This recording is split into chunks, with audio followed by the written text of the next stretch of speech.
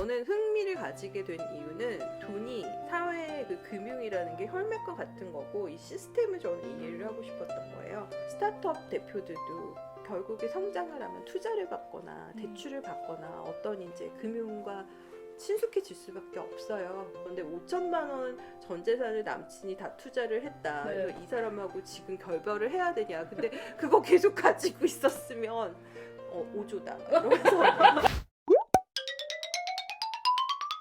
안녕하세요. 반갑습니다. 코미디언 서평가 남정미입니다. 혹시 이런 말 들어보셨나요? 거인의 어깨에 올라서서 더 넓은 세상을 바라보라. 예. 아이작 뉴턴이 한 말입니다. 바로 그 지식의 어깨에 우리를 태워주실 공부 선생님들 모시고 인생 공부해보는 시간 모두의 공부빵! 법률사무소 리버티의 이지은 변호사님 모시고 오늘 스무스하게 법에 대해서 살짝 이렇게 들어보도록 하겠습니다. 오늘 나오셨습니다. 이지은 변호사님 안녕하세요. 법률사무소 리버티의 이지은 변호사라고 합니다. 저는 연수원 그 32기라서 지금 거의 19년 됐고요. 개업 이제 한지는 사실은 2년밖에 안 됐어요. 2년도 안 됐죠. 저는 그렇게 생각해요. 저는 이제 학부 전공은 영문학이고요. 본래 이제 사실 법을 하려고 했었던 건 아닌데 왜 법을 가지고 이제 하는 게 필요하다고 생각을 했냐면 이게 굉장히 현실을 보는 유용한 도구인 거예요.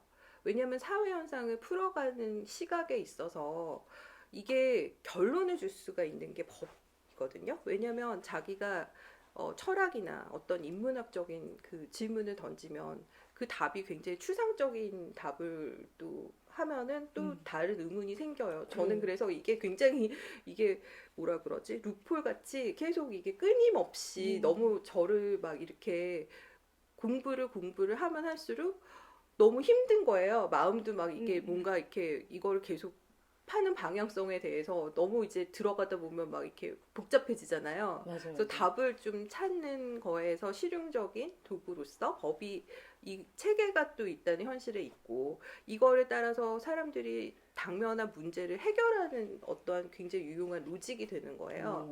그래서 하다 보니 이게 굉장히 재밌고 사실 법은 또 제도를 만드는 거는 항상 철학이 있잖아요. 그 이제 헌법 같은 경우에도 저희가 그거를 이 구성하고 있는 철학들이 민주주의나 무슨 법치주의나 뭐 그런 상권 분립이나 뭐 이런 것들이 다 연원이 있어요. 역사적인. 그래서 그런 것들을 생각하면서 이제 보면은 법은 또 굉장히 재밌어요.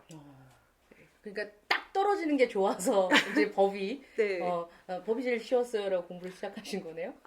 쉽지는 않죠. 그게 뭐 쉽겠어요. 그러고 뭐 재미있는 학문이라기보다는 사실은 그것은 하나의 도구인 거고 제가 이제 관심을 결국 가지게 되는 궁극적인 목적이 사람들이 가지고 있는 하나의 개별적인 고민들이 되게 많고 당면한 과제들이 많고 뭐 기업에 어떤 이슈가 있다 그러면 그거를 풀어가는 과정과 답을 어쨌든 도출을 할 수 있는 틀이 법인 거거든요.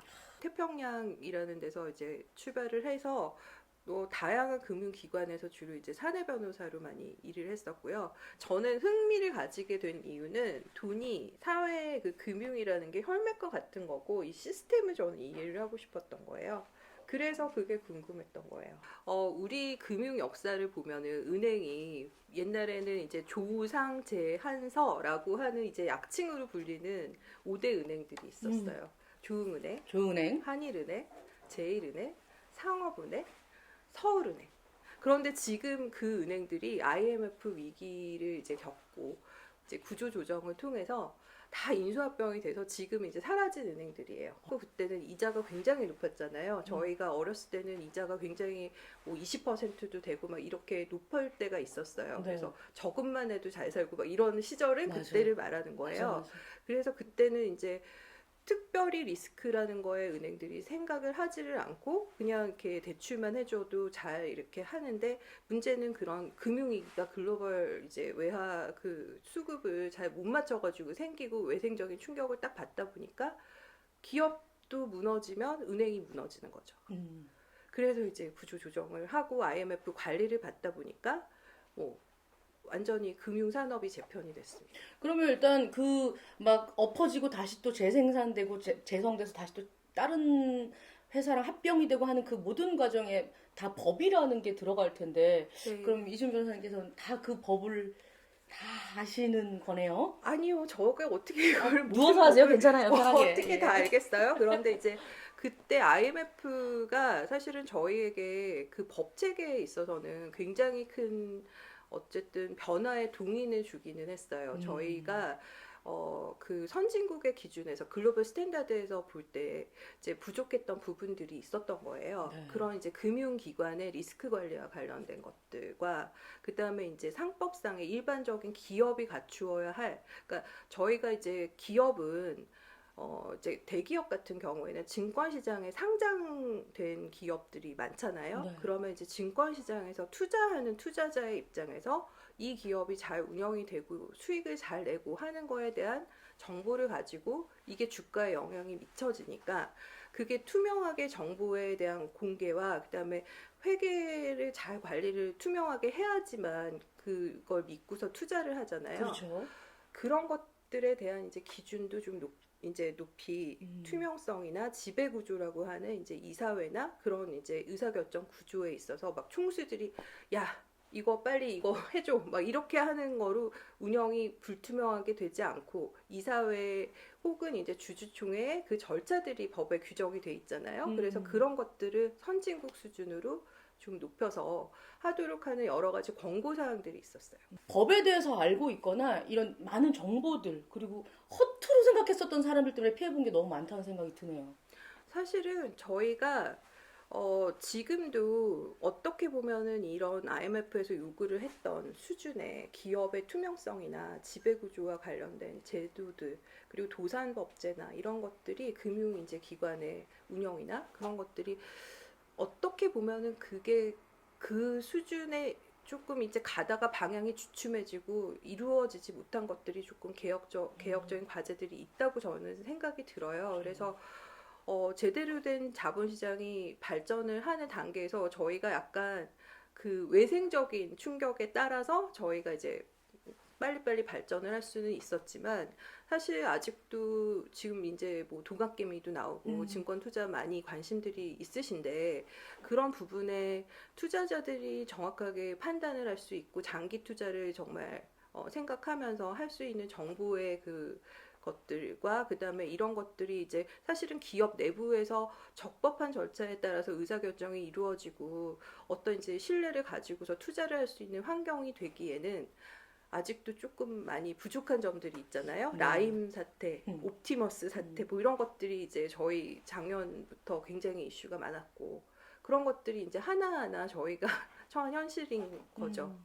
사실은 학창 시절에 우리가 무슨 다 배웠지만 진짜 돈 공부는 제대로 하지 않았습니다. 돈에 대해서 좀 알려고 하면 굉장히 탐욕스러운 사람이다. 야, 돈 알지 마. 무서워, 위험해라고 얘기하는 그런 겁부터 먼저 줬었던 세대니까 어떻게 보면 그걸 잘 알았던 사람들이 자기네들 주머니 많이 불렸었네요. 그렇죠? 그게 굉장히 글로벌한 현상인 거예요. 저희만 이게 있었던 일이 아니라 사실은 그 IMF 위기를 겪었다고 하는 것이 이제 그 90년대 말이라고 하면 저희가 2008년도에 그 리만 브라더스 사태가 이거는 글로벌 이제 경제 위기였잖아요. 네. 이거는 IMF 사태는 사실 저희가 외환 관리 측면에 이제 문제가 저희가 이제 그때는 아시아 금융 위기라고 하거든요. 그래서 뭐 그 몇 개 이제 개도국에 그쳤다고 하면 이 리만 브라더스 파산이라는 거는 정말 글로벌 위기였고 미국의 이제 정말 큰 정말 금융기관들이 대마불사라는 신화를 이제 완전히 무너뜨리는 여러 가지 사건들이 있었잖아요. 그래서 그런 거를 보면은 사실 자본주의 월스트리트 뭐 이런 사태 뭐 물러가라 월스트리트 반대하는 운동도 생기고 이 이후로 이제 사람들이 굉장히 생각이 자본시장에 대해서 어떻게 얘기를 해야 될지에 대한 이제 또 다른 측면을 바라보고 뭐 기본소득 얘기도 나오는 지금 상황이잖아요. 네. 그래서 우리나라에만 이거는 그 변화가 있는 건 아닌 것 같아요. 금융을 잘 모르는 사람들한테 조언을 좀 해주신다면요.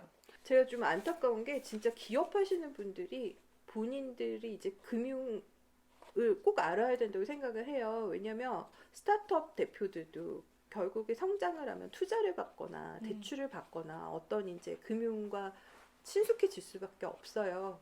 근데 그거 잘 모르고서 키코 사태 같은 경우도 있잖아요. 그거 제조업 얼마나 열심히 하고 장인 기업들이 수출 열심히 해서 버는 돈 외화 파생 상품 잘못 가입했다가 다 맞아. 도산했어요. 그런 거거든요. 그러니까 권하는 사람도 잘 모르고 뭔가 좀 가입하십시오라고 얘기를 하고 책임지지 못할 얘기들을 하고 어차피 뭐 이제 투자라고 하는 것은 투자한 사람이 책임을 지는 게 당연하긴 하지만 금융교육은 정말 어렸을 적부터 해야 된다. 진짜 조기 교육을 외국으로 보내서 외국어 할 게 아니라 경제 용어부터 시작해서 부동산이라던가 이런 것도 해야 되겠다 하는 생각이 듭니다. 요즘에 뭐 앨런 머스크가 코인을 받고 테슬라를 비트코인. 팔겠다 뭐 이렇게 얘기를 했는데 그 비트코인에 대한 또 관심이 엄청나게 많거든요. 요거는 또 어떻게 보십니까? 비트코인 같은 경우에는 네. 이제 블록체인의 가상화폐들이 이제 발행이 되고 여러 가지 다양한 형태들의 가상화폐들이 있어요. 네. 뭐 비트코인이 어떻게 보면은 이제 달러와 같이 기축통화 같은 역할을 하는 거고요. 네. 그러니까 가상화폐들 중에서 이제 비트코인 말고 거기에 필적할 만한 그게 이더리움이라는 것이 있어요. 이게 비탈릭 부테린이라는 사람이 이제 그 커뮤니티 만들어가지고 네.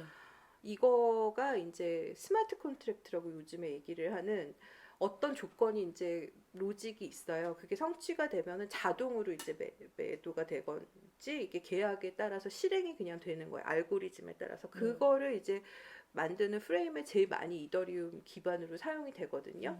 그래서 뭐 그게 이제 디파이라고 하는 이제 뭐 대안적인 약간 그런 그 중앙 뭐 금융이 아닌 뭐 이렇게 다른 상품도 막 디파이로 많이 나오고 막 그러는 이제 통화가 있어요. 근데 비트코인은 이게 가격 변동이 너무나 심하잖아요. 이게 뭐 예. 진짜 막 떨어졌을 때는 막 1,000만 원대도 막 맞아, 됐다가 맞아, 처음에는 맞아. 뭐 정말 10년 전에 아니었나? 뭐 그때 50만 원이었는데 막 음. 그게 전설 짤로 막 오더라고요. 50만 원이었는데 5천만 원 전 재산을 남친이 다 투자를 했다. 네. 그래서 이 사람하고 지금 결별을 해야 되냐. 근데 그거 계속 가지고 있었으면 5조다. 막 이러면서 나 그 짤 보고 너무 기절했는데 맞아. 너무 사람이 이렇게 허황한 꿈만 꾼다 막 이러면서 막 네, 그런 고민짤인데 진짠지 뭔지 아무튼 그런 분이 있었는데 이런 비트코인 같은 경우에 문제는 내재적인 가치가 있는 그게 아니라서 사실은 문제가 있다라는 지적도 있고 이거의 변동성이 너무 있으니까 사실 앨런 머스크가 그 비트코인으로 이 뭐 테슬라를 살 수 있게 해줬다고 하는데 일본 같은 경우에 자금 결제법이라고 하는 법을 만들어가지고 개정을 했을 때 거기에 그 지급 수단으로 통화를 쓸 수가 있잖아요. 네. 그 혹은 이제 다른 지급 수단으로 가상화폐를 넣었어요. 그래서 가상화폐가 일본에서는 통용이 될 수 있는 근거가 된 거예요. 그랬는데 실제는 어떻게 하고 있느냐면 아키하바라 전자상가 같은 데서 그 비트코인으로 살 수는 있는데 그 변동성이 너무 있고 하니까 종가 같은 거에 이제 기준가를 뭐 전날 종가든 언제든 이렇게 해놓고 3분의 1만 가상화폐를 받는 거예요. 아하. 나머지는 이제 버파로 받아요. 그렇구나. 그런 식으로 이렇게 이제 쓰려고 그러니까 지금도 그들도 네. 좀 네, 헷갈리는 거예요. 그런 거를 하고 있을 텐데 저는 그래서 앨런 머스크가 테슬라를 이렇게 100%다 비트코인으로 구매를 하면 그 가격 변동성에 대한 리스크를 어떻게 할 것인지 그리고 구매자의 입장에서는 사실은 차익 실현이 될 수 있는 기회를 또 놓칠 수도 있잖아요. 맞아. 그러니까 이거는 각자 판단을 뭐 하겠지만 그 가격 변동성이 너무나 커서 좀 리스크를 어떻게 관리를 할까라는 저는 진짜. 좀 의문은 가지게 됐어요. 그러니까 이게 많은 사람들이 쓰려면 안정성이 있어야 되는데 그게 또 문제가 될 수 있겠군요. 네. 모델 공부반 마지막 공식 질문입니다. 이지은 변호사인 이지은에게 있어서 법이란 무엇일까요? 법이란 사회를 이해할 수 있는 그리고 문제를 해결할 수 있는 굉장히 유용한 도구인 것 같아요. 유용한 도구. 네, 그러고 그로 인해서 사람들을 도와줄 수 있고 문제를 해결할 수 있으니까 네.